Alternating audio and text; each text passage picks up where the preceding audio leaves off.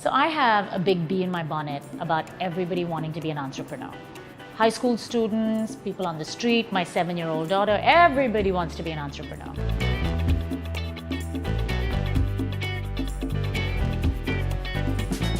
So I'm sitting at Swirl in San Francisco, day drinking a beautiful Pinot Noir from Scarborough, and we are disclosing on the topic of entrepreneurship.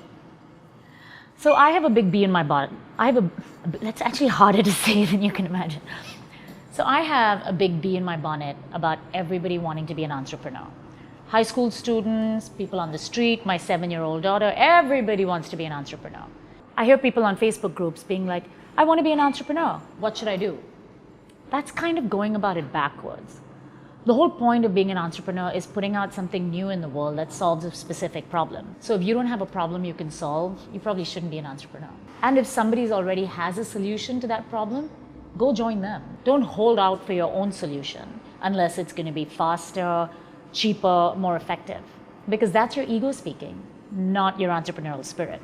A big misconception about entrepreneurship is that it's less work.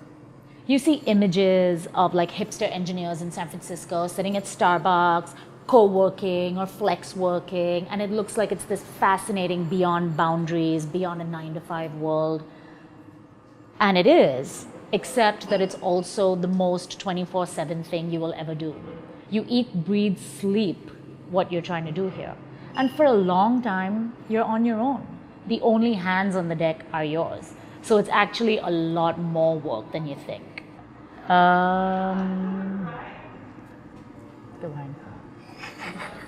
Even if you have a co-founder, for a long time, it might be just the two of you. And that brings me to another point. It's really lonely. Because while you're sitting there grinding away at your dream project or this big problem that you're going to solve, what you're forfeiting is colleagues, going into an office and interacting with other people, making out with somebody at the holiday office party. Maybe that's not a bad thing. The other thing that people think is that it's this big, glamorous life. It's estates in Palo Alto, it's corporate jets.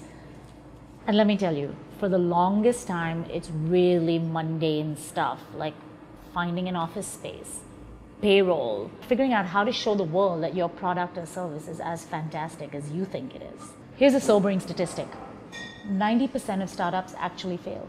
So before you quit your day job to be an entrepreneur or drop out of school, thanks for that precedent, Bill Gates and Steve Jobs and the rest of you, learn to adopt an entrepreneurial mindset. And what that basically means is create something that you can test with minimal investment, take some risks, learn to fail and recover quickly. That's so good. I should get a bottle of it. That's what I'll do.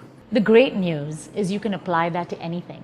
You could work at a company and have an entrepreneurial mindset. You could be a postman. You could start a YouTube channel. You could even apply it to day drinking. Cheers. This is Kaamna from KaamnaLive, and this is your destination for BS-free conversations about all the things you care about. If you liked what you saw, give us a thumbs up, and don't forget to subscribe to the channel, potter around and see what else we have here, and of course, tell your friends. Cheers.